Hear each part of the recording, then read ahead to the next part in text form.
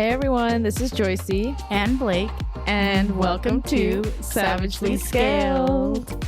So with this episode, we actually have exciting news. We got to interview Athena Perez. Woo. So guys, also be mindful, this is our first virtual interview because she lives in a different state than we do. That's right. And we're just gracious that she had time, and it was just a very amazing interview, wouldn't you say?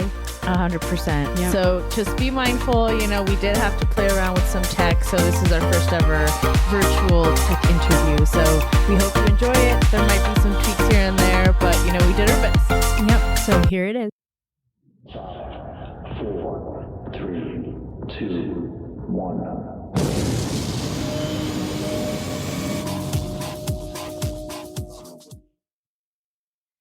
All right, guys, welcome to this amazing Savagely Scaled episode. Today we have the special lady that we're interviewing. You guys might know her from her blog, Being There, maybe from her fitness and weight loss journey that you can see on YouTube. She's also the creator of Working with Larger Bodies, the executive director of Scaled Nation. And there's more to all this amazing stuff. I don't know how she has that much time, but she's also a published author. Her book is Lifting the Weight, and it's Athena Perez. So welcome. Thank you. It's awesome to be here. And then I was reading that you're coming out with another book. Ooh. Yes. Yes. And everybody keeps asking me, I've been talking about bringing this second book out. It's been done for a while. What? The weird thing, yeah, I know. The weird thing that happened was I get it all done, and I get it what I thought was in this perfect place. And then January happened. And then I started working with Hiller happened. And then things just evolved. And then I was like, well, do I add on? Because I feel like this book might not be done yet. Oh. And so I was like, maybe I'm just going to wait and see what happens. And then as the year progresses, I was like, you know what? This is probably going to need its own book. Yeah. Yep. So the second one is done. What we're working on is some publishing options on that one. Nice. And so that one's called Weightless. Yep. And then I love that. third one that's in the works that's basically going to chronicle this year is called Dead Weight. Ooh, Oh, yeah, I wow. love that. Yeah. I know. I've been reading it in the gym, and people are like, what are you reading? And I was like, this is an amazing book. I was like, you just let everything out, and it's so raw and real. And I'm like, I'm so thankful for this. So thankful for and it's like, thank you for sharing your trauma with things in your life with food. And because there's so many people out there, and with mental health being a big challenge, people forget that it's okay to let down those curtains and really talk it out, so. Well, I think it helps. I know it helped me, but I think it's helpful to remind people, especially for those who've never struggled this way before, that there's roots to everything. There's reasons why we do what we do. There's reasons why you do things and not think about it. Yep. It's because it started long before you were ever even conscious that it was being programmed for the rest of your life, that this was why you were going to do the things that you do. So, it was the ride of my life putting that out. And I remember the day that Greg Amundsen was publisher, and he actually wrote the foreword. And when he called the day that we were going live on it, and he was like, "Are you ready?" And I was like, "No, no." I was like, and he's like, how many people know all this stuff about you? And Yeah. I was like, my parents don't even know some of this stuff. My parents, so it was a nerve-wracking time. I bet it was good for me in the parts that I was taking away in it, especially with finding out when that weight gain was, and the traumas that you brought up with your younger years and all the way up. It just like I had some crying days and some like looking into myself and realizing, because there wasn't a lot of things that I told my mom until I was in my early 20s either. And I was raised by a single mom, and we told each other basically everything, but there was still stuff that I felt like if I tell her, I'm gonna hurt her and hurt myself, so I better protect her. And it's funny as a kid how much you protect your parents. So true. Yeah.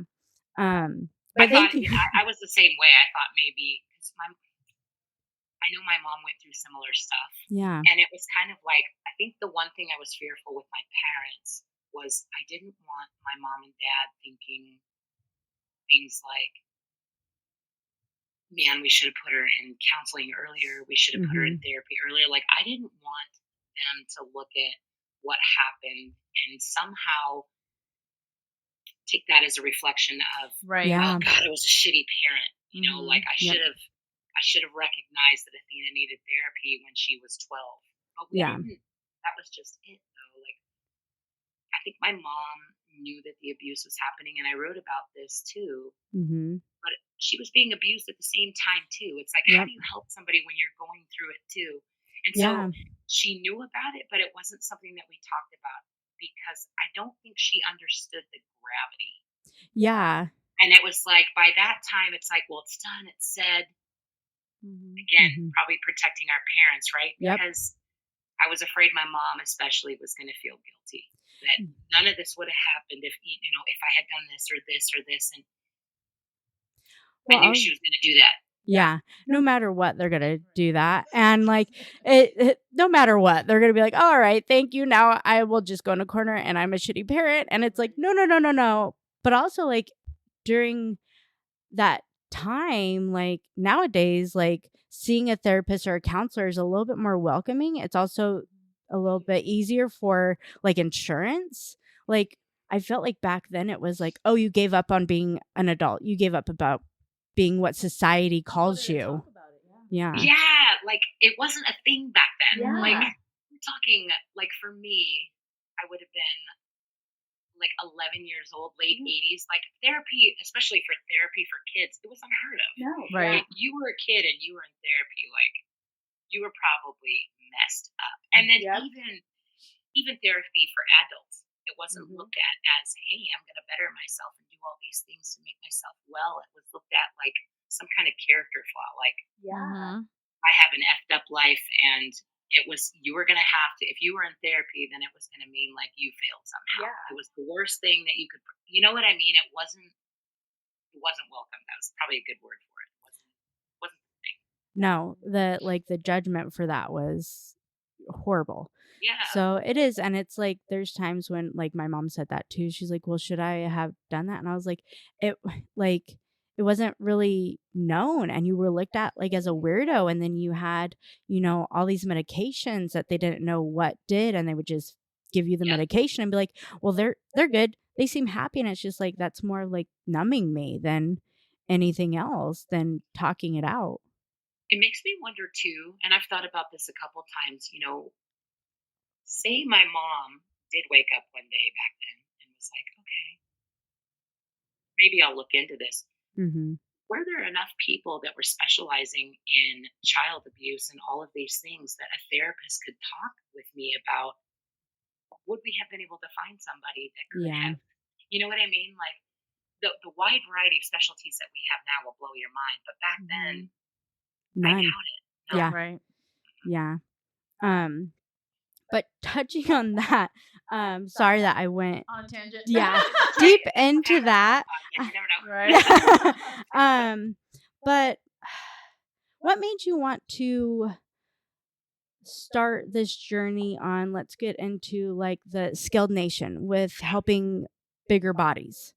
What made you want to start that? I know like with weight gain or things like that. And if there's any words that we're using that sound like offensive or anything. No. Okay. Because I'm like, I was 150 at, you know, at 8 and getting bigger and bigger until I found a sport. But it was like that whole comfortability of CrossFit also. Like, I don't I don't look like everybody, Right. you know. But what made you want to start that journey?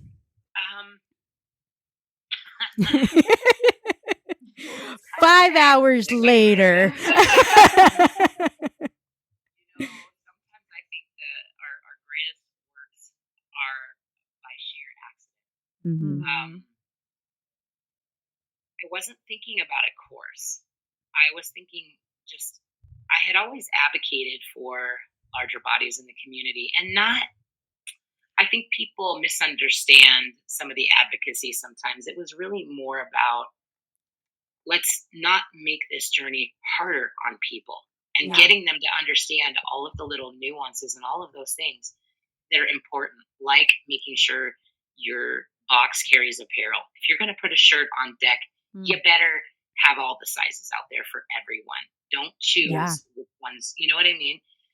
And so it's things like that. And again, it wasn't coming from an angry place. It was coming from a help me help you kind of thing. You know what I mean?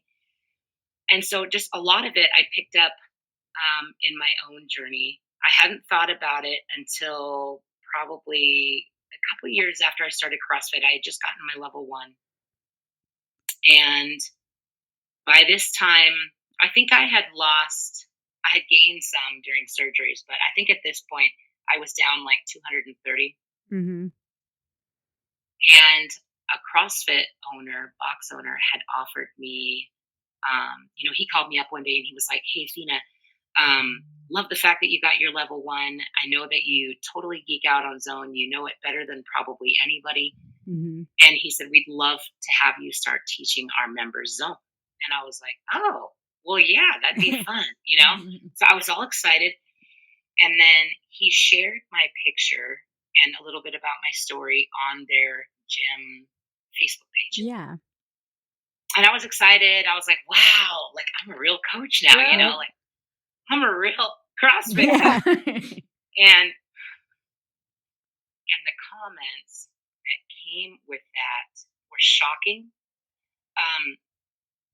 Some people were like, well, what credentials does she have? What does she, if you're going to teach nutrition, you have to be able to walk the walk. And I mean, all this stuff. It went on and on and on and on. And every part of me was looking at it that day and I was like, I've lost 230 pounds. What am I not doing? Yeah. What am I not walking? What is it about zone that I don't understand? Because there's some clear application here. You know what I mean? Yeah. And I was like, help me understand what I'm missing. But we all know that's not what this was about. Mm-hmm. It was way deeper than that. And for the first time, it was like, wow, I saw my community a little bit differently than I did. It was kind of like everything changed for me as soon as I put a shirt on that said coach on it. Yep. That's when my CrossFit experience changed, because I was looked at differently, like I was held to a different standard. Holding people to standards, I am all for, but let's be reasonable. Yep. You know what I mean? And so that was kind of like, I would say, the start. If I could go back and be like, when did things become a little different you, and when did you start seeing things differently that I could pinpoint to?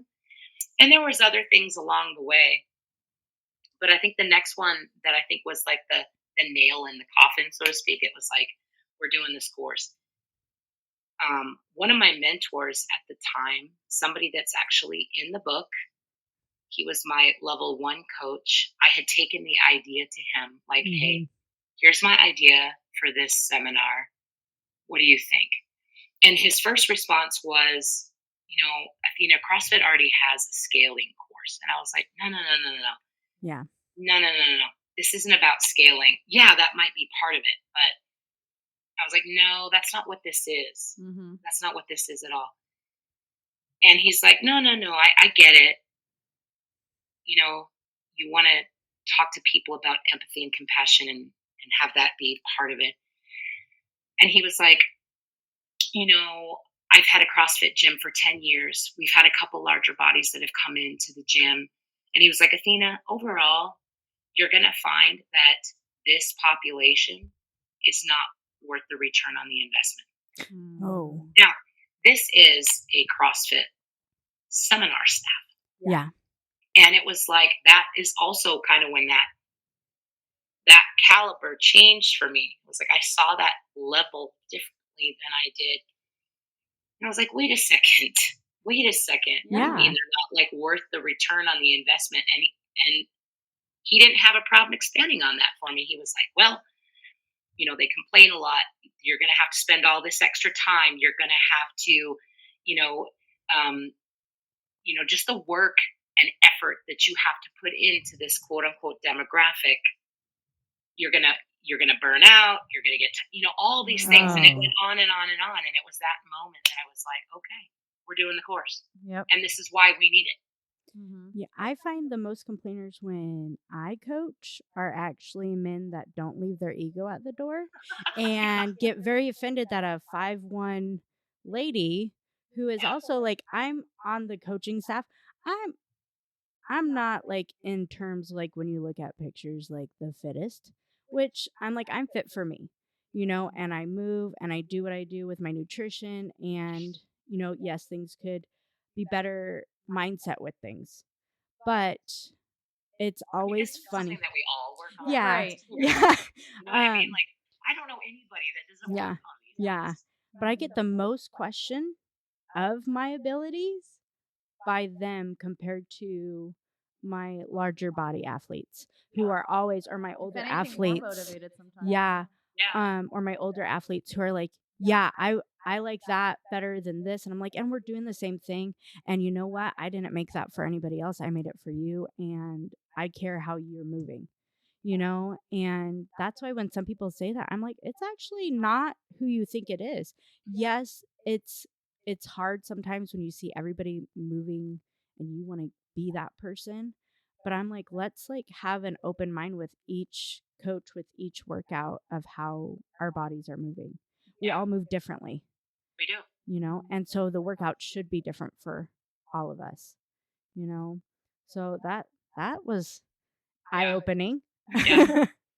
I mean, I could probably think of a half a dozen things probably in this year going up to when that creation process had started, that it was snowballing.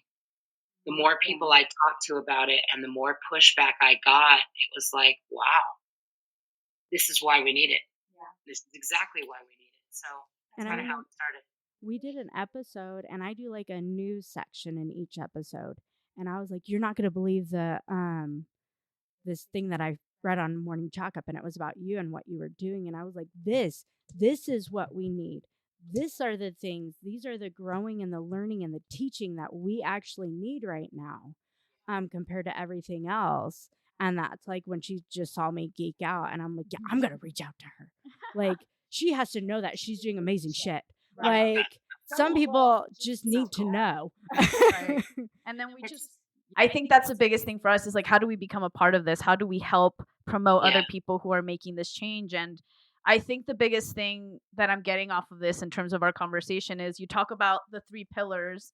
And I think the one that I took away was, how do we change this mindset of a society that embraces or is really conscious of, oh, if you're thin, that means you're healthy. Or, it's kind of a toxic culture where, skinny means, attractive, or skinny means, health, skinny means you're fit. And it's been living with us for a long time. Yeah, since Britney Spears came out with those, hip huggers, or even like back in the 60s of like how women are supposed to look or how men are supposed to look. And I'm like, when is it gonna stop? Like, who's gonna help stop? And I know we can't help the whole world, but like, what has been your biggest seminar challenge? itself, like we try to stay, well, and there's a lot of reasons for this. We try to stay away from a lot of the what's a good word? Some of the more social movements and what those mean for larger bodies. And where our emphasis on the seminar really is like, let's take all of that nuance out of it for the purpose of the course. Like, you need to understand that these bodies will move different, period. Yeah. That bar path is going to be different. Their minds and their brains and where they're at coming in is going to be different than somebody that was a collegiate athlete. Like, there are things that they're going to bring with them that you need to know. there's things that are going to happen with their body that they're not going to want to talk to you about that might affect their attendance, their willingness to try new things. You need to know what these are so that you can help them navigate this. We all talk about, hey, like, we're the lifeboats. Are you really?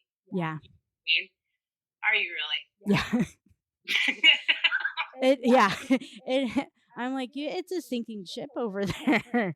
Like, I'm glad that I have a piece of a life jacket for certain things, and it's just because I know a tidbit, like a minute thing of like how my body was moving through things, like not even enough to carry it. So like that's like when I also started following you on Instagram, and I saw recently the scaled video that you put out about, like the knee ups and things like that. And then you actually did the one on the mat with bringing the knees up. And I'm like, oh, I'm going to use that because like there's so many movements that with our athletes like that are, it's hard, and I don't want them to feel defeated because like how we view new or veteran athletes, it's walking through the door is your first win. Doing warm up is your second, completing the workout is your third, and I never want you to feel defeated, and I never want you to feel like I'm not that coach that will tell you, oh no, you have to do it. Like, we will do some form of something for you, and I'm just very thankful for like putting those videos, because when you go on Instagram, when you go on YouTube, when you go on things, it's still those elite athletes or the athletes that can do these things, and it's like, but those aren't true scaling, like for everybody. Like, what can I do for them? And that's why, like, looking at your seminar, and I'm like, oh, okay, I need to find one that's close to where we are. Or if they do a Zoom, I am signing up. Like, that is just like knowledge, and it blows my mind that like CrossFit hasn't picked that up. Right. Oh. Yep. Story there. I was like, it's not that CrossFit didn't want to pick it up. CrossFit did want to pick it up. But when we were originally approached about bringing the seminar, I mean, we are a preferred provider, which is great, and it is a CU approved course. And if that's all it ever is under the CrossFit umbrella, fine. But when we originally approached 2 years ago, when this was, birthing, the idea was, hey, Athena, we want to incorporate this into the level 1 and level 2, which I thought was great, and it was the honor of my life. The problem is that this is an 8-hour seminar, and it's packed 8 hours, and it's a lot of learning, it's a lot of download, and it's like there's nothing that they're going to be able to do in the level 1 or level 2 that's going to do what we're doing justice. That would be like saying, hey, we're going to incorporate the master's class and the adaptive class into the level 1. Like, where? Oh yeah, where? Into a week long. Yeah. And it's like, the reason why these classes are different is because they are specialized for specific demographics, and that's how they need to stay. Yeah. Yes, I'm sure you could probably incorporate some of these things in there, but it needs to be its own class. Yeah, it would be too much of like just touching on something and be like, okay, well that's that. And like when you go to those courses, you're just like, okay, that's that, and that's exactly what I'm gonna do. And it, like, you're right, it's way more. So, quick question for you on like the work you've been doing so far. What do you think has been the biggest challenge for you in pretty much the work that you're doing right now? Well, this week I think was a really good example. So we have a lot of people that want to take it in, we'll just say in a particular area of the country. We're getting a lot of people that are, we look at the map, like people will say, hey, let us know where you're at, so that when new locations pop up, So we use that and we plot it out. And so when we start seeing groups, then we can say, okay, we need to put one here. Because we have a lot of people that want to come. And sometimes when we look at who has filled out applications to host, we don't have one right where we need it. Yeah. So we'll start reaching out to some of the gyms in the area to see if they'd be willing to host. And something that happened this week, and the gym owner, she's also part of seminar staff. She was like, her response was very short. There wasn't any questions. There wasn't any like, hey, Athena, I want to ask you about this. I want to clarify this part of the seminar, blah, blah, blah. It wasn't anything like that. It was just a very short, simple, hey, I think we'll pass. Good luck. And I'm like, I don't know why, but here we are a couple years out of doing this seminar, and I don't know why that still shocks me when I hear that. Like, we pay you to be there. Yeah. We pay affiliates. We compensate them for the day. We give them 2 spots in the course. And it's like, why would you pass on sending your coaches through this? I mean, I guess if it takes up a busy day, I get that kind of stuff. Pick a different day. But yeah, like, we'll have it on a Sunday when the gym is closed. Like, again, that's the part where I think it surprised me. There wasn't any clarifying questions. It was like, I think we'll pass. And it was like, wow, okay. But that part of it still shocked me from the calibers of our education staff. Yeah.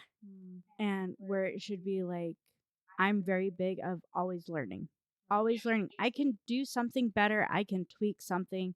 I can I can be not as aggressive in things. I can, learning and teaching, like, how do you expect to grow? How do you expect to grow this community? How do you expect to welcome? And you guys want so much, and you want more members, you want more affiliates, you want more and more and more and more. So then what are you doing for your staff to learn all these new things? Well, I think maybe I dislike saying this, but I've seen it too many times. So to me, it's just, I think part of what I see, especially on the coaching side in CrossFit, is like when you do get to a certain level, sometimes I think that some of these coaches firmly believe they've seen it all and they know it all, and it's just not true. Yeah. I've And so, like, they get to this level, they're like, well, what is it that you could teach me? I've been doing this for 10 years. You know what I mean? So I think it shocks people, some of the things that they learn out of this seminar. Diablo, Craig Howard, is an 18-year affiliate. He walked out of this course and was like, my mind is blown, literally. How did I not know? I mean, I've been an affiliate owner for 18 effing years. Like, how did I not know this shit? Like, how do you know what you don't know? How do you know what you don't know if you've never had to look through it through those eyes before? And again, part of this just comes from, that all depends on your life experiences. If you've never had to think about scaling 100 and building in 100 steps for something as simple as a push-up, why would you think that way? You know what I mean? So I don't blame them for not knowing what they don't know, but I do get surprised when I hear stuff like that, where it's like, I don't think we need that. Oh, okay. And like you said, like, no clarification of like, how can we work together? Like, what do you need me to tweak? What are you like tweaking? Like, what kind of partnership are we growing? Nothing. Just close the door. No, it's just like, bang. So I that's part of it. So direct answer to your question is like, that still is frustrating for me sometimes. And then sometimes I wonder, like, maybe it's how I'm presenting it. Like, how else do I present this? Am I presenting it in a way where they're not understanding what we're trying to do? Maybe I'll have to be objective and look at my stuff and be like, Athena, does this make sense the way that you're saying it? Who knows? Maybe it could be. But I mean, I'm leaving the door open. I know you are. I just feel like there's just like that, what is it? Like that arrogantness, and which I found in affiliate owners and certain coaches. And I was like, your arrogance just makes me more and more sarcastic, and not in a nice way. And I don't know how you have a conversation with people. If it's honestly, you just have to kill people with kindness. I thought you just were going to end with kill people. And I was like, murder. Murder is the only way to go. You just have to, it's like it's the same thing when I got that email. It's like, is that disappointing coming from seminar staff? A little bit. A little bit, yeah. However, it's not going to stop what we're doing. Yeah. So, See? Yeah. I wonder about like the adaptive course. Was their course smooth as pie when they were getting it off? Did coaches in the community respond the same way? Like, why do we need this? I have to imagine that there was some of that for every single course. Yeah. True. Or even do we need this? Is it necessary? Yeah. So I don't look at ours as being any different. I think coaches will look and say, well, I've had a couple larger bodies come in and I've had somebody lose 50 pounds. So, it must be a successful box. Yeah, no, it's not true. Yeah. And Yeah. I think that comes with any kind of advocacy that you're doing. I mean, you're pretty much starting off a movement. If I would say it's a movement, of like changing people's mindsets on this demographic of people. And you're right, there's not a lot of information out there, I would say, or even education for coaches about it. And it's beautiful to see because, like you said, I feel like even myself, I can speak to you and me, that we've had trauma growing up with weight. It's always been a conversation, I feel, at least in my house. And I feel like a lot of people go into the gym with this idea, like, I need to look this way or I need to be able to do X, Y, Z. And like you said, there's challenges. We live in a society that embraces something else. And it's like, how do we keep ourselves motivated while we're going through this journey that takes a long time? Yeah. I mean, like, I barely started feeling comfortable with CrossFit moves 3 years in, and I'm still can't do certain things. And it's like, I mean, looking at, I guess, large-bodied athletes, how would we keep them motivated across this journey as they're going through not only, becoming mindful and understanding of their own body, but also navigating in a society that not necessarily represents them very well, or maybe has them under this. It does not. Yeah. It's like I think people do a really good job of highlighting when somebody is at their worst, and highlighting when it's like the before. I always say it's like the before and after. Like have your 500-pound Athena on this side, and then Athena showing the after picture over here. But I think that's the critical part that people seem to miss. What about the middle? Because that's what I want to talk about. It's like it's all the stuff that happens in the middle. Those differences between why people continue and they're able to go on, and the ones that leave. The ones that leave, those are the people that I want to talk to you about. And it's just that middle part. It's all the stuff that they forget about, keeping people motivated, and which is always the best part in things. Sandwiches, the best part. Hot dogs, the best part. Filled donuts. It's the freaking middle, people. It is not the outside. You can have horrible bread on the outside and still delicious stuff on the inside. Yeah. And nobody wants to, like, I shouldn't say nobody, but like a big percentage doesn't want to look at that. They don't want to look at it because they've never had to before. Like, this isn't a damn before and after picture. This is life. This is all that messy, dirty shit that people are going to have to work through to get from here to there. And you're going to have to help them do this. So unless you know that this is actually what's happening, people always look at like, oh, well, it's just her food. Yeah, no. It literally has nothing to do with food. It's what food is being used for. But I guarantee you, it's not this. It's actually this over here. And unless you're able to address these or help the athlete address these things, their environment, the people around them, I mean, you'd be surprised the shit that happens at home. While they're trying to get healthy. You're going to have every person in the sun try and sabotage what you're doing. And that's all the stuff that they've never had to think about.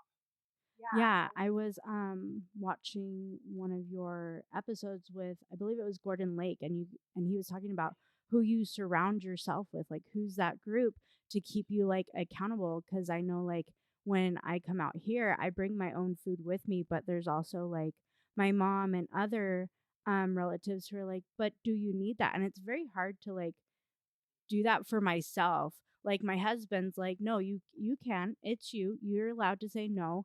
And when I'm by myself, I feel like it's like, oh, like I know they don't mean to do it, and I'm gonna think that, but like their faces when I say, oh no, I brought my food, oh no, I did this. Yeah. And it's like, but I'm on this Sometimes journey. it's judgy. Sometimes, like, it can hurt their feelings. They take it Yeah. personal, Right. or like, what, my food's not good enough, or Yeah. you know what I mean, like the whole gamut, right? Yeah, because it's like a celebration with people. Yeah, or like going Good out. for us now. Yes, and I'm like, I'm really not. It's just that like I enjoy fueling my body and feeling good, because when I have that, I don't want to say bad fuel or whatnot. I can feel it, and it's not like I come out here and go to drop-ins. I do as I can, but I also want to spend time with my family.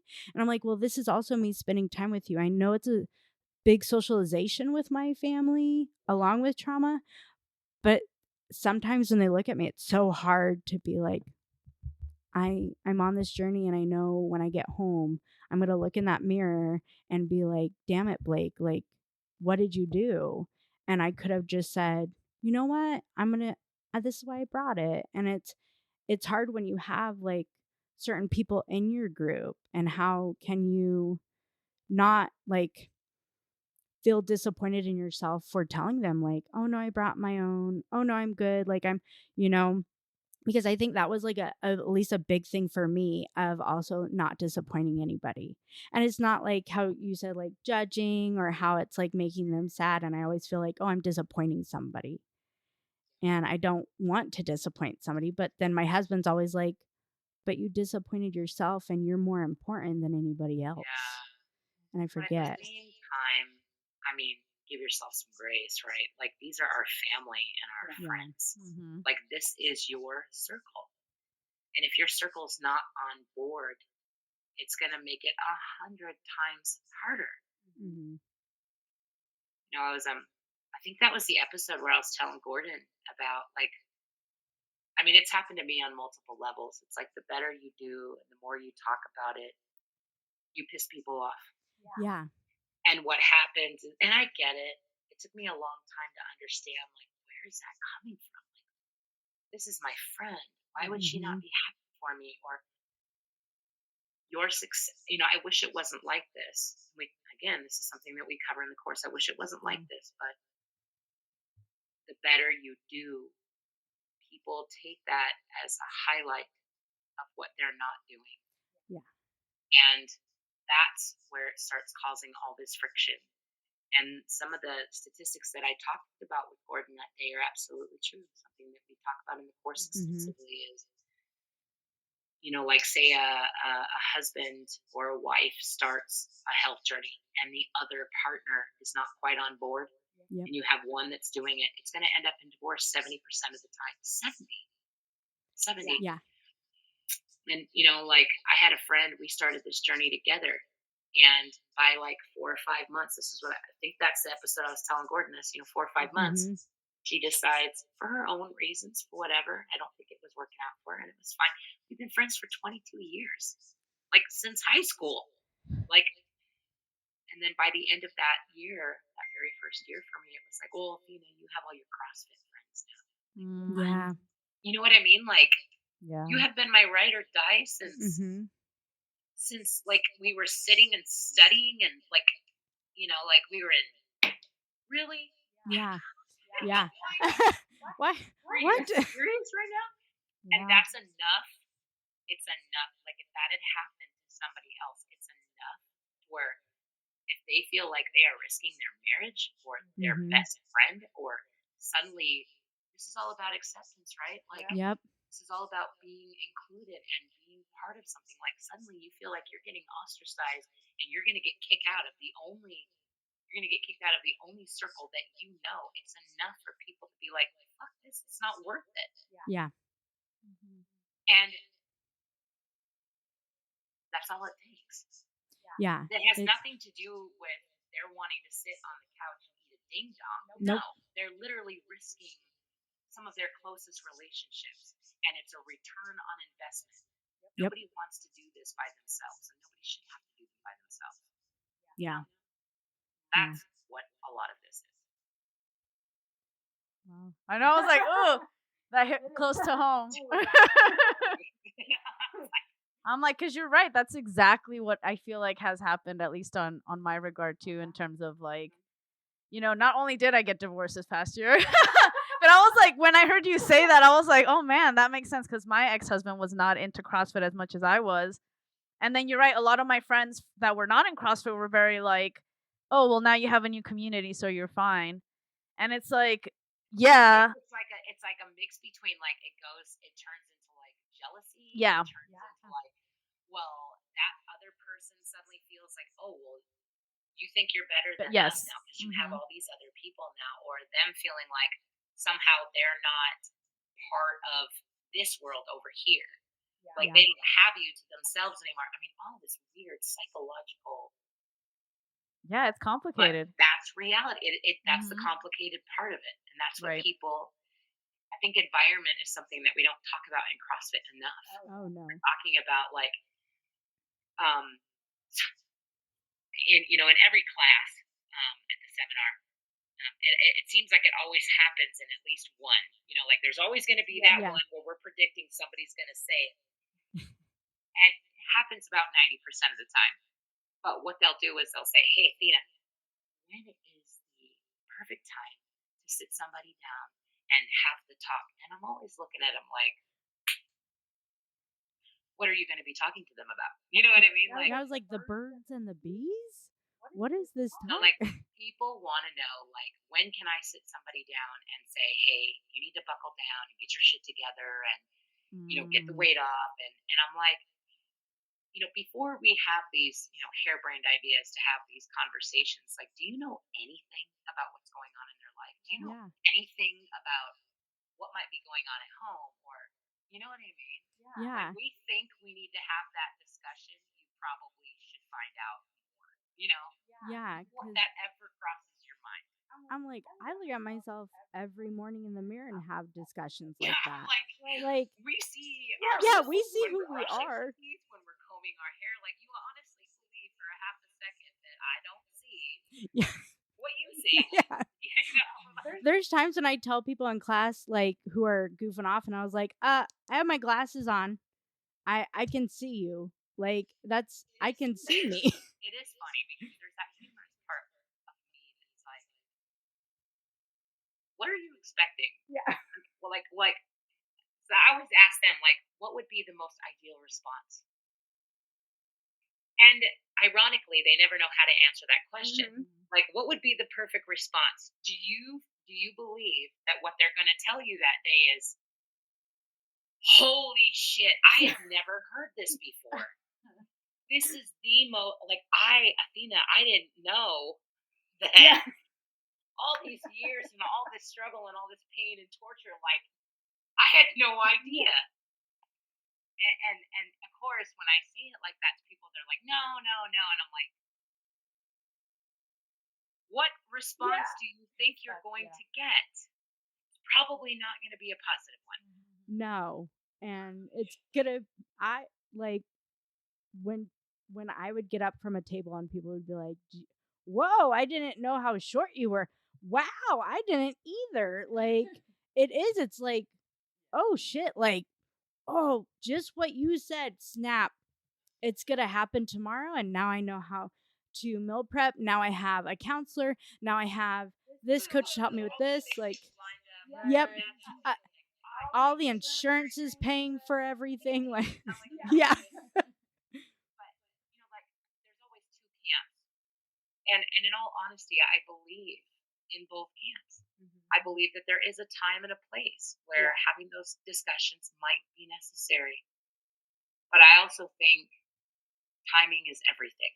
Mm-hmm. Do you want to have this discussion when somebody's having trouble in their marriage? Nope.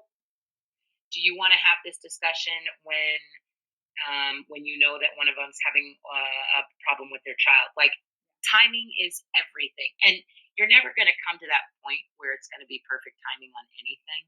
Mm-hmm. But if something's going to add 10 times more stress to whatever stressful situation they might be going through now, you might want to, you know what I mean? Like,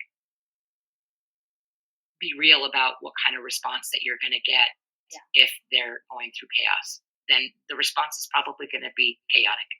Yeah. Like that. Yeah. Mine would be like, okay, I'm never coming back here again. And that's Like, most people's response. You know what I mean? Because it's no longer safe. I think it's arrogance to believe that they felt like they had my answer without asking me anything. Mm-hmm. You know, which is usually where they get in trouble. Making a lot of assumptions. Yeah. Not asking enough questions. Yeah, which I tell people, I'm like, yes, that makes an ass out of you and me. Like, I just assumed that that was going to happen, and I'm sorry for that.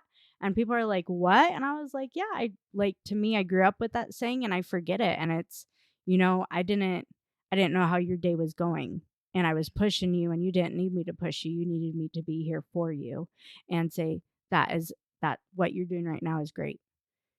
So that's just what people do. And and I'm like, when we're all human. All of us. Yeah.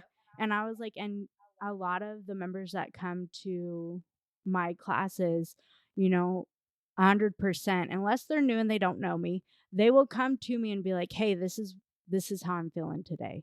I'm like, all right. And there's a couple that I'm like, you just need a win today. That's what we're going to do.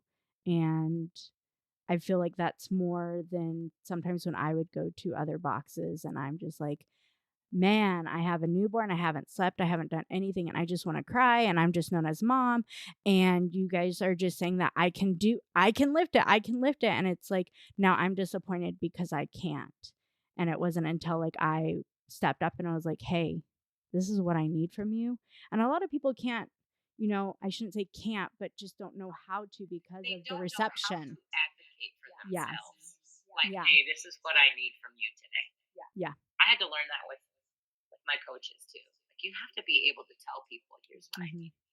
It's scary though, because then it comes back to like, if I tell them everything, if I tell them I didn't hit my steps, if I tell them that like, oh, we were late on a bill, if I tell them this, they're gonna be like, oh man, like you are a mess. Like, and I'm like, don't you think? And I'm always like, don't you think Coach Blake is a mess out there? I was like, half of you guys have seen me at the grocery store. That's why I do pickup now.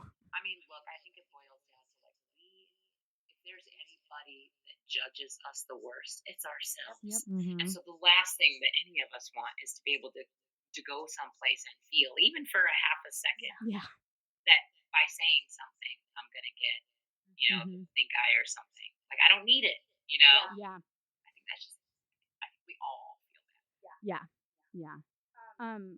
Well, speaking of like coaches and the journey, and I know that you were with Hiller. How is it with being with one coach and now you have three?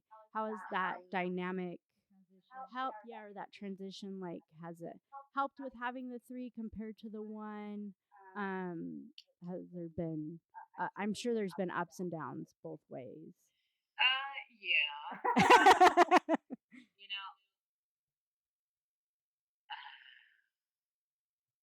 Hiller, he's a different kind of person. And he's got a very different communication style. And I think sometimes Hiller forgot that I am also a coach. And so I ask a lot of questions because I am also a coach. Yeah. Asking questions doesn't mean that you're challenging somebody. It means that you're genuinely curious. Like, why are we doing it like this? Like, understanding. There was a lot of things that I didn't talk to Hiller about. Like, some things I like for instance, the things I talked to Gordon about. Yeah. I never had those kinds of discussions with Hiller just because I fervently believed that Hiller didn't have the capacity to have those conversations. Yeah. However, this is what I need. Now, I never thought about that kind of stuff until after. Okay. Yeah. That was really more of an opportunity for me to take a pause. Now, I didn't ask for that pause, but it was like, well, now that we are, if I could design perfect, what would it look like? And what drove me batshit crazy was like those first 2 weeks where everybody's like, well, Athena, so it's taking 3 coaches to replace Hiller. I'm like, no, that's actually not what's happening. It makes a big assumption that Hiller was carrying all 3 of these roles, whereas in reality, he was struggling with just one. You know what I mean? Like, it makes a lot of assumptions. Like, wait a second. No, it truly was like, it was an unintentional pause where I got a chance to like look and say, if I could design what perfect is going to look like for me this year, what does it look like? And then having the balls to ask for it. Yeah. And to go out and find the coaches and say, this is what I'm trying to do. Will you be my coach? Mm-hmm. And it was like, they said yes. So, what's cool, I wouldn't say that there was any downside for me at all. What's cool about it is that I think I just naturally compartmentalize things. That's just how my brain works. And so this helps me keep things very compartmentalized so that when I'm having my coaches check in, this is where I think it differed from Hiller substantially, is that my check-ins with Hiller were all over the board. Yeah. You know, like we were talking about shit that didn't even have anything to do with what I was trying to do. Not that that was a bad thing. Yeah. But doing it this way gives me a chance to focus with each coach on the very specific pillar that they're helping me with. Yeah. And it helps me compartmentalize, the effort. Yeah. If that makes sense. Yeah, because I believe in that. Like, there's 3 coaches that I'm with. Like, of course, my boss, like, helping with like my aspect of like the gym, my workouts, things like that. And then I have, the nutrition coach and checking with her, and like it could be a day to day or once a week. And like even this morning when I was like, "Hey Amanda, like I'm really nervous. I'm doing this, I'm not in my comfort of home, like." And she like reaches out, and then we have the physical therapist for things like that. I can check in with her and be like, "Hey, this is what my body's feeling like. Should I like pump the brakes on this?" And then I have my 4th coach right here for when I'm doing those really highs as my bestie of like, "Hey Blake, like, it does help that she has a master's in psychology." So, keeping me level with things. And it does, like, even when people have kids, I feel like even if you don't, it takes a village. It does. You know. And so many of us, you just rattled off 4 people that you look to for guidance. Yep. And it's like so many of us have, we have our church pastors, we have some of our closest friends, we have our confidence, sometimes we have our people that help us with our businesses, or we have multiple coaches, however you want to label them. The only thing that I did was each one of these is a specific coach. I'm like, oh, Athena needs 3 coaches. You probably have these already. Some people go to like their chiropractor. You have your mental health, right? Like, I know a lot of people that talk to a therapist. I tell everybody, I recommend every person on earth have a therapist. It's the best thing that anybody can do. So maybe you have your therapist, maybe you have your pastor, maybe you have your physical therapist, or you go in once a month to your chiropractor, or you have all these people, these village members, you know what I mean? So whether you label them as a coach or somebody that you're bringing into your fold because they bring value to something really important to you this year, you can have 15 coaches. It really doesn't matter. Yeah. Yeah, because they're all helping you on your journey in different ways. Exactly. They're very different, and they bring very different value to the table. Well, especially like looking at your episodes, like how each one of them talks with you, and how you talk with them. And I did watch like some Hiller things, and I know people, with Hiller, and I'm just like that. Each person has their personalities and how they communicate with people, and social media just sometimes brings out the worst in comments and the worst of people, and they only see edited things or unedited. It's just like I'm always about, okay, everywhere I go, I take a grain of salt of something. Like they say something if I go to a conference or anything like that, or even like in church. And I was like, okay, that fits with me. And I'm not saying like church is like very cookie cutter of what fits with you or things like that. But if we're talking about like divorce with marriage, and it's like, okay, this is my guide that, God is bringing me to. When I go to the chiropractor, this is what they're bringing to me. excuse me. But you know what, though? I can look at that situation. I mean, I look at it very fondly, actually, because had I not had those 8 weeks at the beginning, there's times that I wonder, like, would I have buckled down and done all of this stuff?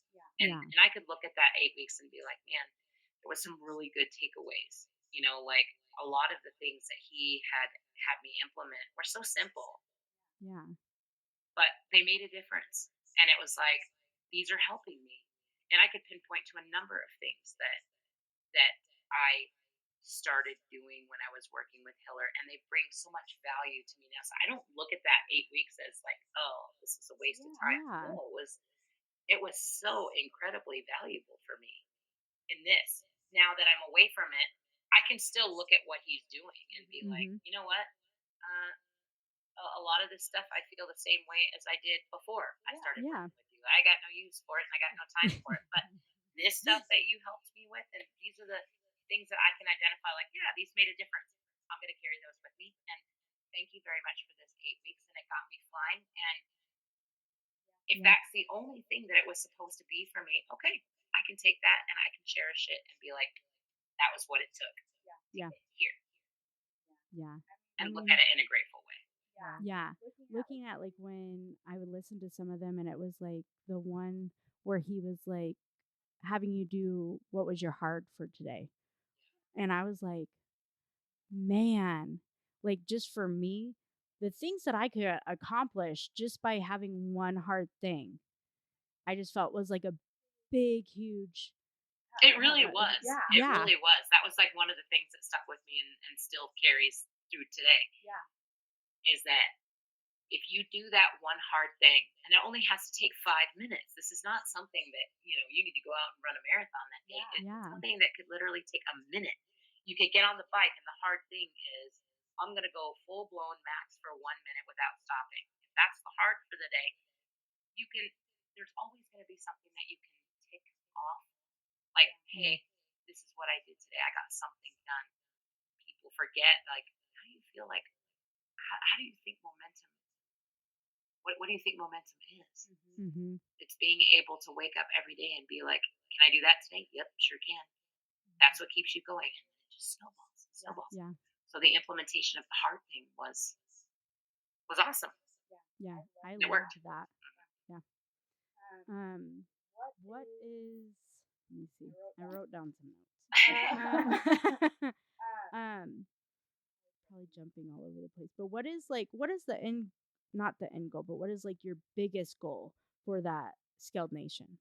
Like, what is your ultimate goal for it, other than making it a worldwide seminar? Like, I think like our 5-year kind of roadmap is, like when people think of Scaled Nation, like we are the resource within the fitness space for working with this demographic. We want to be that go-to place. Okay, that would be awesome. And when are you coming to Arizona or Las Vegas? I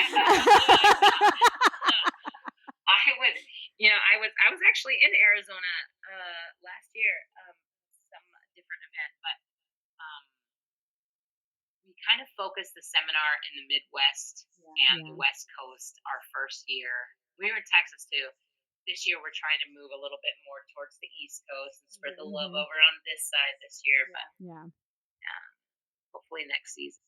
Okay, so I just need to save up for a plane ticket. Yes, I was like, as soon as we did that one episode, I was like, oh my gosh, where are they gonna go? Where are they gonna go? And then I know you did the big, was it the summit in Tennessee? Yeah, summit, and then we were over at Proven. Nice. That was such a great weekend, such a great experience being able to do it there of all places. Yeah, it's, and are there any programs, because there's Proven, there's Mayhem, there's Comp Train, are any of them like wanting to do like a program like Scaled Nation for like courses, or like a program for bigger bodies? Honestly, like part of that 5-year plan is to really like incorporate what I'm hoping is that we can incorporate like a scaled nation version of their programming. Like some of their programming is it's awesome and it's wonderful, but it's also extremely aggressive. And I think that one of the things that's missed in even some of the quote unquote best programming that I've seen is where it makes it challenging for coaches is what this idea of beginner is. And you can tell by looking at the programming, this particular person's beginning was from the perspective of an athlete. They've always been this way. And you can always tell who's writing the programming, that lens. And so, like, I would love it if part of our plan for down the road is you take some of these programs like Mayhem or Proven and we build a scaled nation version. Like you have your RX, you have your intermediate, you have your beginner, and then you have SNT. And this truly is if you came in on one day. I think that's very hard even for us because you and I both know what does the first day look like for somebody that was a collegiate athlete, they played football their whole life, they've always been active, Their day one is going to look very different than Athena's day one in CrossFit at 500 pounds coming in on a cane. So when we say this, it's like, I hear this a lot too from the community, like, Athena, did you see the programming today? And they'll send it to me and they're like, they're saying this was a effing beginner. And of course I'm looking at it and I'm like, it could be. Yeah. I think it's my dream is to establish what a beginner truly is. But then again, the left side of Athena is like, we're never going to be able to establish that because day one is going to look different for all of us. But I see it more like let's not think about time. Let's think about more when we say a beginner. And this is something that I've battled CrossFit on from the beginning is we need to take time out of it. It's, well, if you've been in, like, they're still teaching this in the level 2. Maybe they've taken it out since then, but when I took my level 2 even a couple years ago, it was still there. Well, if you're a beginner, if you've been in CrossFit for less than a year, and then you're intermediate if you're from this year to this year, and by the time that you reach 5 years, you're an RX. And I'm like, what? Who the hell talks about it this way? You know what I mean? Like, this is what upsets people and frustrates them. And they're like, well, I've been in CrossFit for 5 years and I still can't do that shit. I'm out of here. You know, and that's how it happens. And it's like, we need to talk about levels in terms of skill because it has to do with time. No. With my 10 years, like with 2 kids in between and just how my body's built, like I've never been like, well, 10 years, I got a muscle up. Yeah. Like somebody could come into CrossFit, like, but we need to be able to be flexible enough to say somebody could come into CrossFit and be an RX. And that's okay. They don't have to be a beginner because it's their first month. They may be at that caliber already. So allow people to move at will. But when we talk about beginner, I want somebody that, you know, weighs 500 pounds that's never gotten off the couch before to be able to come in and do that day. How can we do that? Well, jumping off on another. No, you've been doing great. I'm like jumping off on a little tangent here. Talk to us a little bit more about kind of the advocacy work. I know you're working with Africa and kind of helping provide, you know, certain items there. But tell us a little bit more about how you got involved with that, how it's going. You know, how do I get involved with any little harebrained thing? Right. Like, you know, that thing with South Africa, again, that's how most things start with me. It was just a sheer accident. I was in my stories, which is, I think of my stories as like that's Athena's place to play around on social media in my stories. And that's just like my little sandbox, I call it.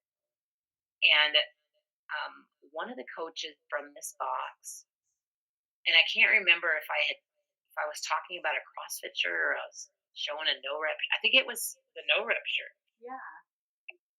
He was like, that's how the conversation started. And she was like, it's so cool that you guys can, order a no rep shirt and 2 or 3 days later it's there. And she's like, you would never see anything like that on this part of the hemisphere. And I was like, what do you mean? Yeah. Not even thinking about it, because why would I ever have to think about something Yeah. like that? And she's like, well, not just no rep, but like nothing, like not proven, not no rep, not CrossFit, not a CrossFit shirt. And I was like, tell me more about that. Yeah. Well, it's too hard to get. Well, so then it just kind of evolved from there. People don't realize somebody wants a CrossFit shirt.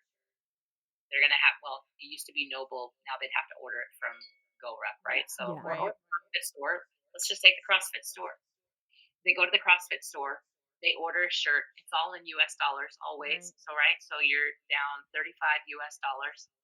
And then it's going to be shipping. So you add your $10 for shipping. So by the time that you've got your tax and your shipping and the cost of the shirt, you're 50 US dollars into a CrossFit shirt. Let's just say for conversation, right? Yeah.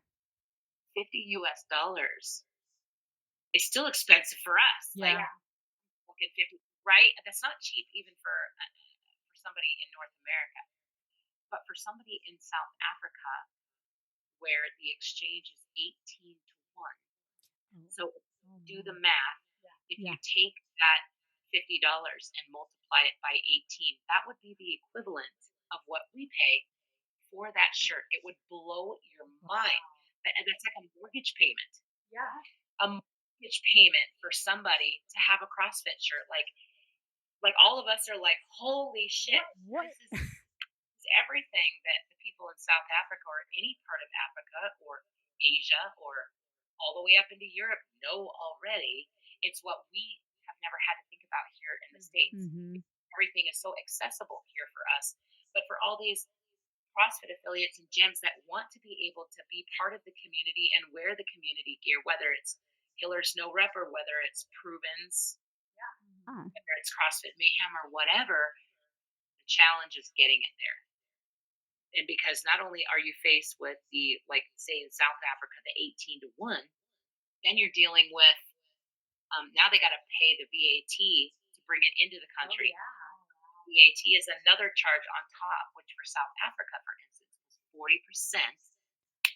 My goodness. 40%. So by the time one single shirt makes it there, they probably have a $200 US investment. Let's just say $150 for conversation purposes, right? In South African money, if I take that $150 and I times it by 18, that's $2,700. Oh my gosh. And so it's like, it's madness. It's absolute madness. And so how this evolved was she said it was her dream.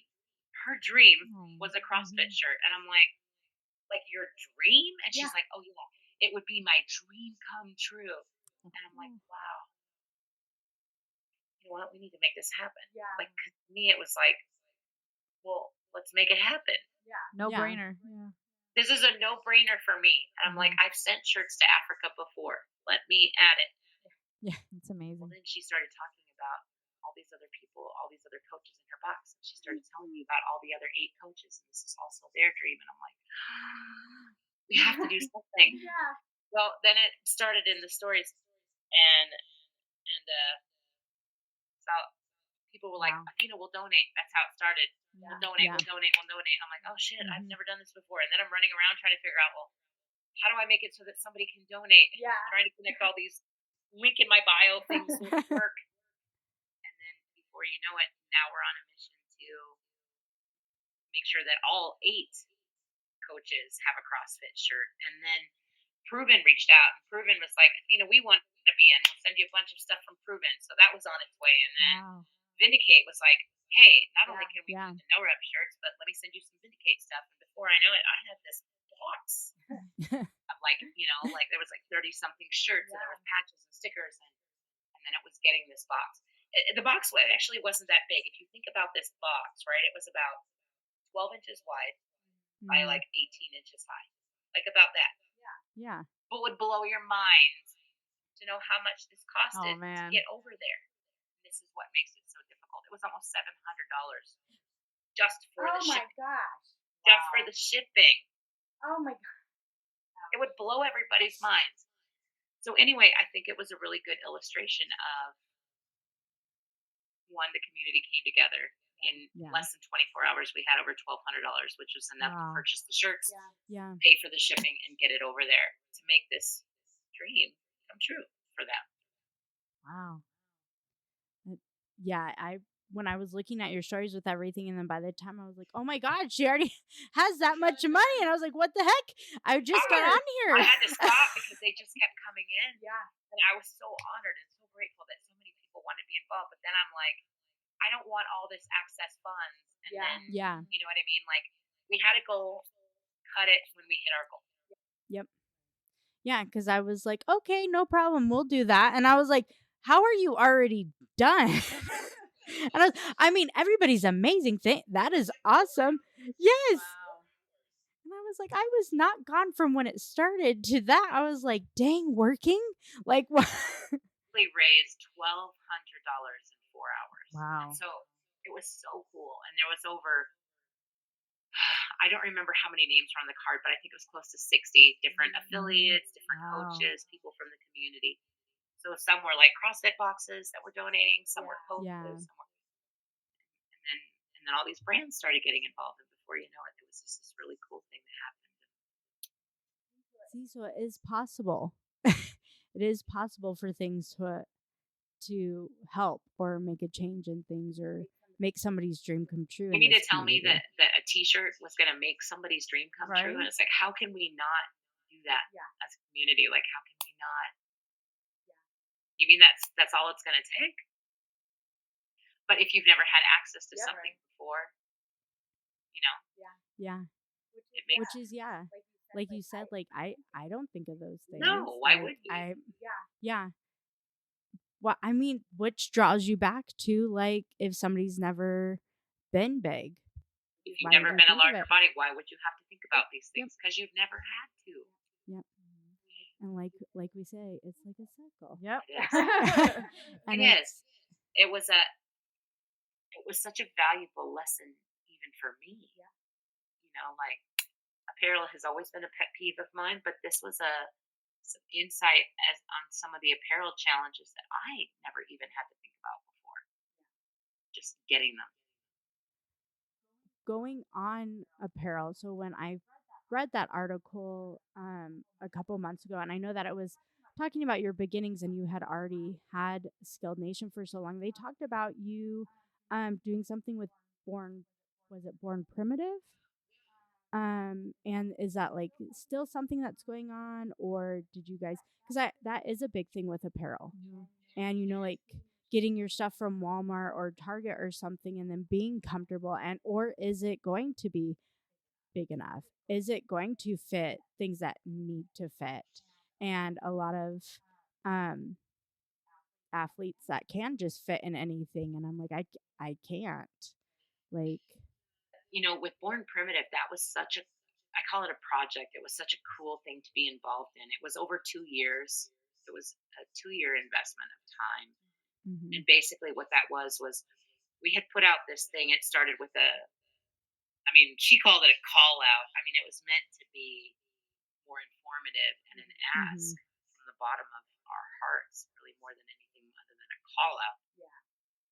But Born Primitive was one of the people or one of the companies that said, you know what, we would love to offer extended sizes. This is something that we would love to do. I'm like, okay. And there was other brands that said, yeah, we'll do it. And they did come out with extended sizes. But Born Primitive, what was cool about that was that, I formed this group. And I don't remember how many there were of us. I want to say there was close to 50 of us in this group. And then we narrowed it down. Here's men, here's women. And what we got to do with Born Primitive is we got to say, as a larger body community, what the sizes were going to be and what ranges we were going to be. Like, what was cool about that is we got to create what a 1X to us means, what a 2X to us means, and what a 3X means. And we got to create those size charts, which was cool. And then it was running the test groups. And so we had to go through the rounds of testing. And the first one's always a disaster, right? You're like, oh, I don't know what this is. And then it was going through that refining process. And then 2 years later, although it was a very small lineup, it was cool that we got to help create that. Yeah. And so when it launched, like, it was something that I felt like, man, we did that. It was neat. Do you see that more apparel brands might be growing in that, or just still sticking to like, oh, a large is a large to this body type? I mean, here's all I'm going to say about apparel. Personally, I mean, I hear it from both ends. I used to be in manufacturing and apparel. I'm well versed in what actually goes into it, especially if you're manufacturing from scratch. Versus, it's one thing to get a couple blanks and have a little heat press where you're throwing shit on it. That's not what this is.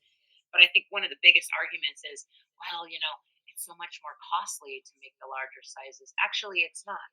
But no, like a lot of the manufacturers overseas will charge you the exact same for a larger size, an extended size, than they would with the smaller one. If you're buying in volume and you have a good buyer on your team, you're not paying more for extended sizes. It's just that little it's just that little excuse that they love to throw out there because they don't want to do it. Well, that's a completely different conversation. But I think I see that on a lot of the comments. Yep. Like, oh, well, Noble doesn't want to offer extended sizes because it's so much more expensive.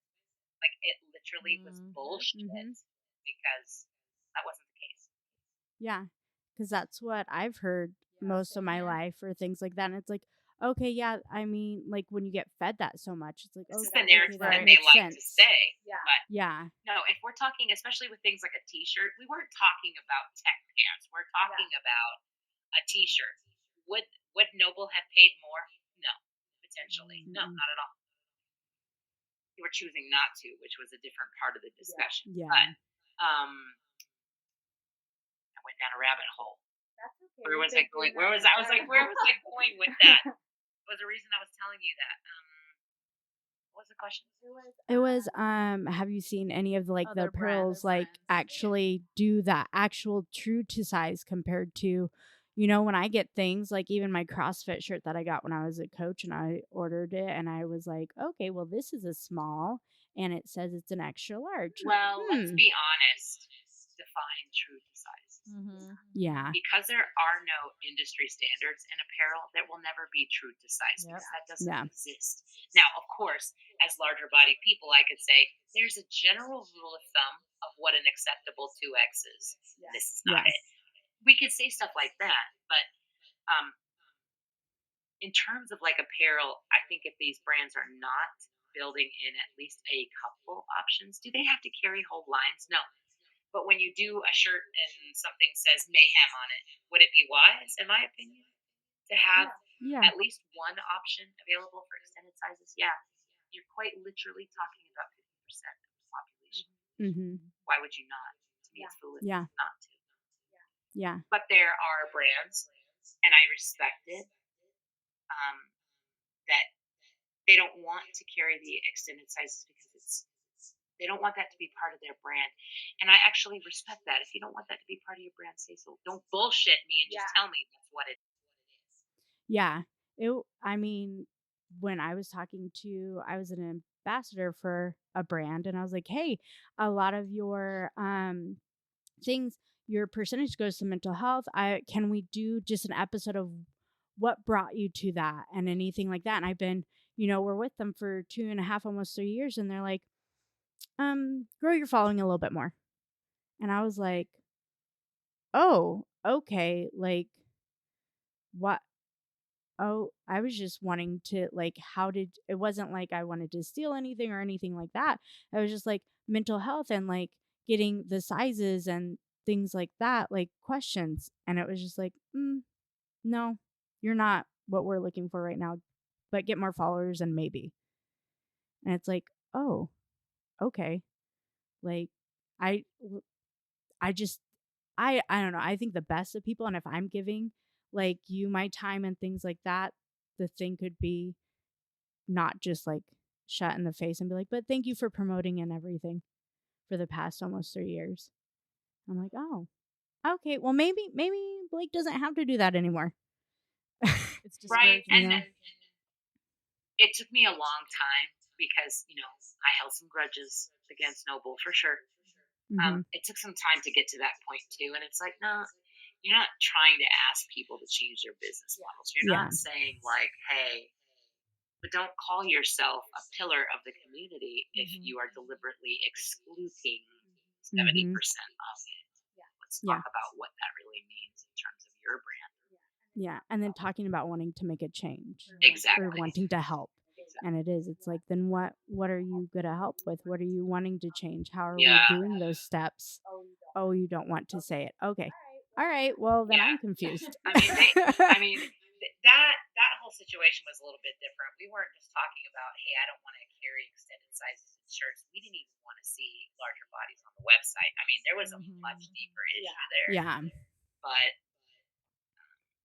do I think that brands can follow suit and see what Born Primitive is doing and has done?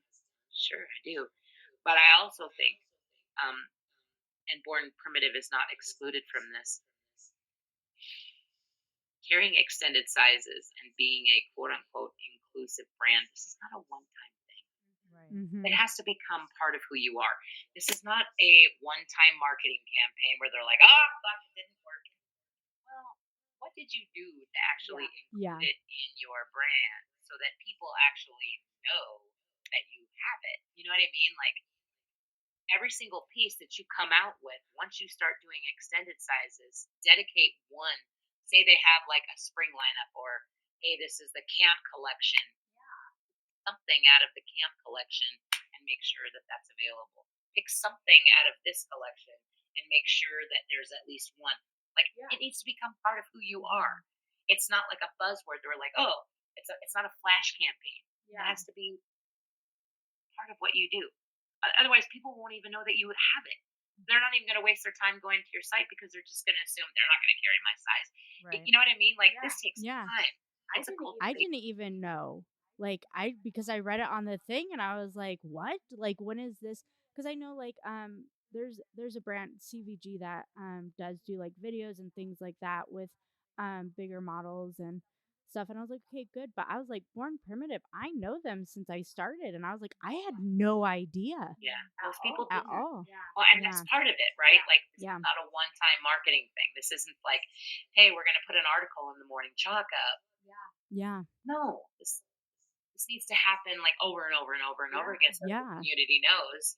When you go to the games, when you go to events and Born Primitive is there, you need to have the extended sizes there. Yep. So that people know, hey, this is what we do now. But again, maybe maybe goals change, mission changes, whatever. But is it possible? We showed it was possible. Yeah. So we talked about Scaled Nation's ultimate goal. What is Athena's ultimate goal, or even like a 5-year goal for Athena? And it could be couple or one big one. That's a great question. Great question. It's so multifaceted, actually. It is. I think one of my personal goals, I think it's going to happen sooner than 5 years, but one of my personal goals is obviously the big one is what I'm working on this very minute. Like, I want to finish what I started, but do I ever think that it's ever going to be finished? No. I think this is going to be a thing until I die. Yeah. It's, even if you get to some magic place, this is going to be work for the rest of my life. But would I like to get to that point where I can say, okay. Does that ever frustrate you, though, that it's got to be like for the rest of your life? Because it frustrates me. I'm sorry for cutting you off in the middle of your thought. No. I think we all have something. And this was my something. So am I angry about that or am I bitter? No, because I can look at a lot of people who don't necessarily have a weight problem, but they struggle in areas that I couldn't dream of what that would be like. And so I look at this as, this is just my struggle and I'm okay with that. Am I going to, like there's people that I know that, like my grandfather was one of them, where granted he was alcohol free for over 50 years, but to think that it wasn't something that he had to wake up and think and be very conscious about every single day until he died. No, that's going to be his thing. This is mine. Will I ever struggle with alcohol? I doubt it. I'm not a drinker, so I doubt it. I don't know everything that feels like, but I know what mine is. You know what I mean? So this just happens to be mine, and I'm okay with it. That helps me. Yeah, it does. That I hear a lot of even the LBA community say that a lot. Like, this coach doesn't know how it feels. This coach has never been, and I'm like, yeah, but I can probably find something that they're having to deal with. Have you ever had to deal with this? Have you ever lost a parent? Have you ever, you know what I mean? Like, some of those things were like, no, I've never had to go through that before. Okay, well, that's not your burden. The interesting thing is somebody told me this, actually, one of my coaches, and said this, and she said, we all have a burden. Although my burden may look different than your burden, we all have one, right? There's no bitterness there. Okay. Yeah. One day at a time, making change one little bit at a time. And I think that's it. Yeah. And I love that quote. I think we always bring it up all the time. It's like, you're a little bit stronger today than you were yesterday. You're implementing that change little by little. And like you said, even though you might not see the whole fruit of it, like maybe we might not make societal or world change, but at least we have changed some people's lives to the point where now we have coaches that are educated on large bodies. Now we have these conversations happening where people are learning about it. And now we have, I noticed your website, you're making it very accessible for people to find gyms where there's been training done, where they can find the support that they need. And it takes a village, and you're doing that little by little by pursuing the people that want to do it. Yeah. And we're just glad to be a part of that and be able to have you on the podcast and expose people to, hey, this is a conversation that not a lot of us are talking about. And honestly, there's not a lot of awareness to it, at least in our part of the woods, I would say. And I feel like we're just lucky to be a part of that. And, if we can support you in any way, if there's any way our listeners can be a part of what you're trying to do, like, please let us know. Aside from your website, like, is there anything else that listeners can do to help promote you and what you're doing and the work that you do? I mean, part of that is work on my end, right? Like, as much as I love the in-person seminar, because I love meeting people and those are great, but I also have to be very cognizant that travel is expensive and hotels are expensive and car rentals are expensive. And it's even expensive for us to travel. And so, like, one of the things that we're trying to do this year, and this is my part, is to get that seminar into an online digital format where people can take it from their living room at their own pace, just like you could with, the adaptive course or the CrossFit courses. And that's how it should be. And to be able to give that option to people. So that is something that we're working on. And then the other thing that we are really dedicated to doing is this seminar, Working with Larger Bodies, is really catered more towards the coaches. Whereas part of that 5-year plan is to have something that caters more towards the athlete, because the messages are very different. Like how I might guide you and what I'm teaching you in class might be different than how I talk to a coach. The learning experiences are different. I don't have to get up and teach the WLB seminar to somebody that weighs 500 pounds. They know everything I'm going to say. The only thing I'm going to do is validate why they're there. You know what I mean? So part of that 5-year plan is to offer just as many resources and things for the athlete as we do right now for the coaches. Again, it's one growing year at a time. So part of that is just getting it done. Yeah. And that was the other thing. Like, what drives you to do these things? I don't want. Although my first year, like my very first CrossFit box was a blessing, and they did almost all the right things.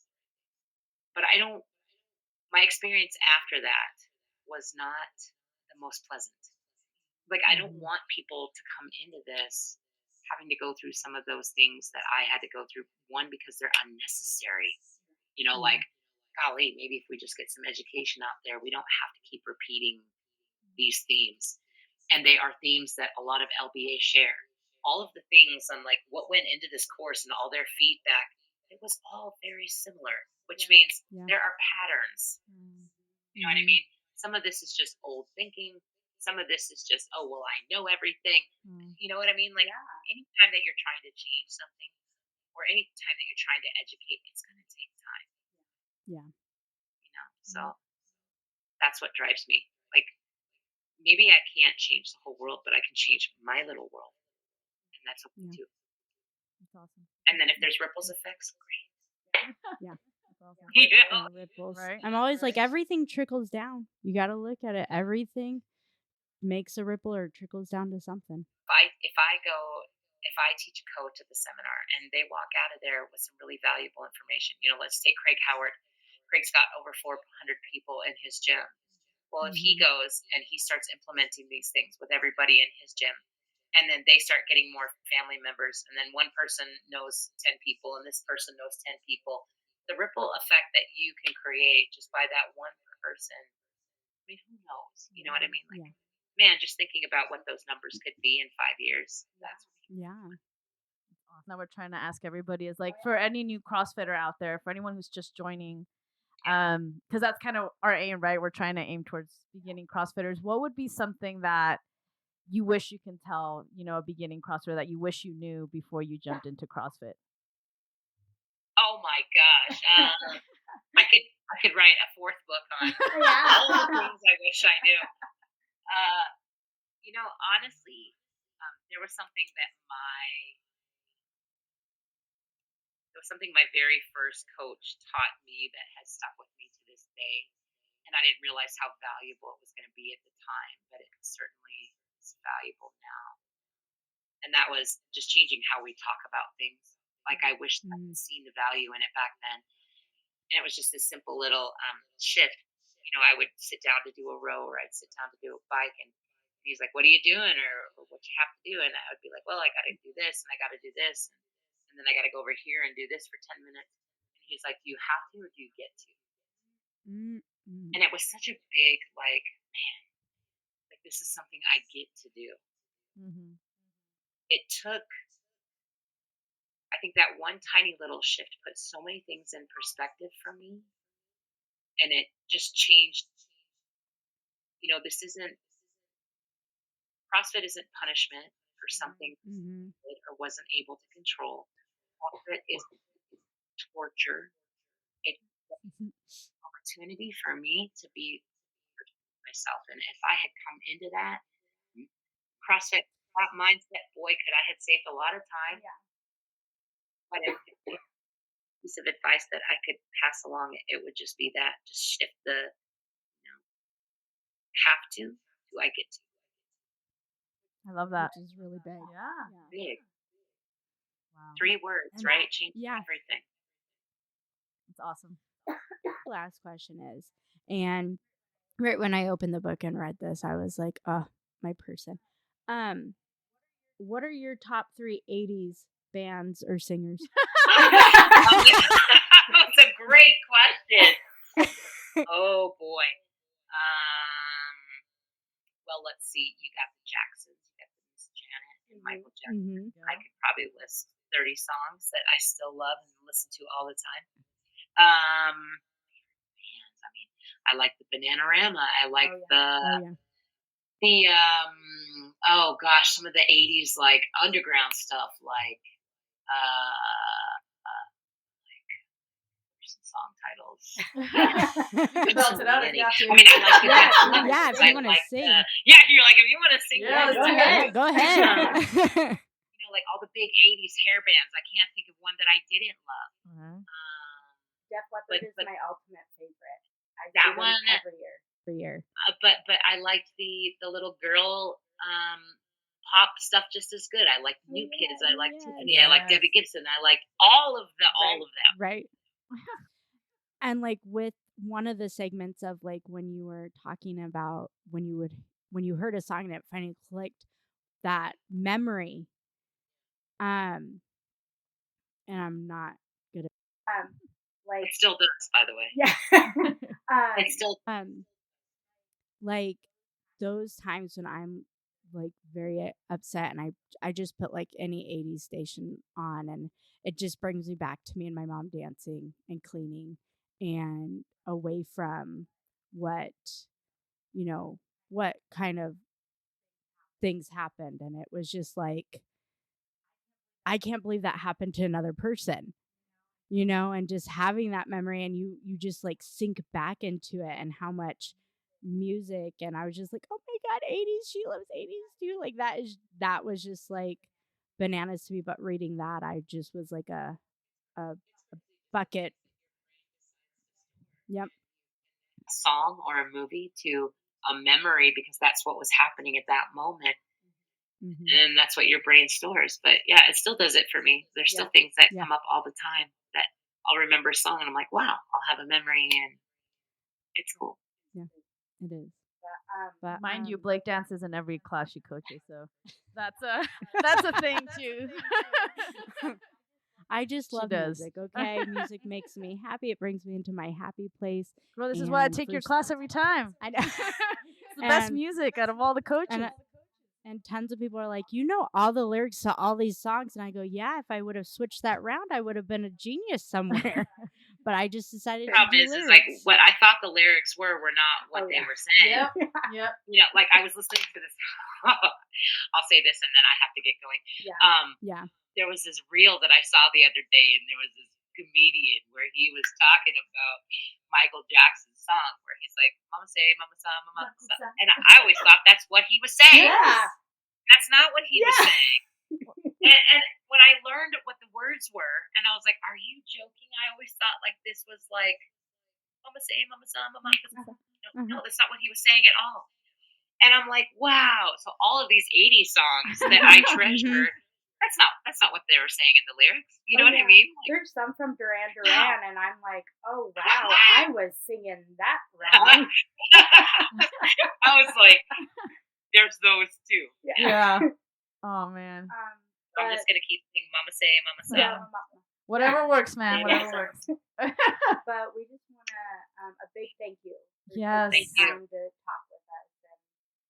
We're so grateful. Telling us about your journey, your books, Skilled Nation, and everything, and what you're doing. And we love what you're doing. Amazing work, and again, we're just so proud to be a part of it a little bit, and just to expose to all of the people, the amazing work you're doing, and how we can help. And you've just been an amazing person to talk to. So thank you. Yes. Well, thank you very much, and glad to be your number 2, and so thrilled. And thanks for having me. Well, that wraps up our interview with the amazing Athena.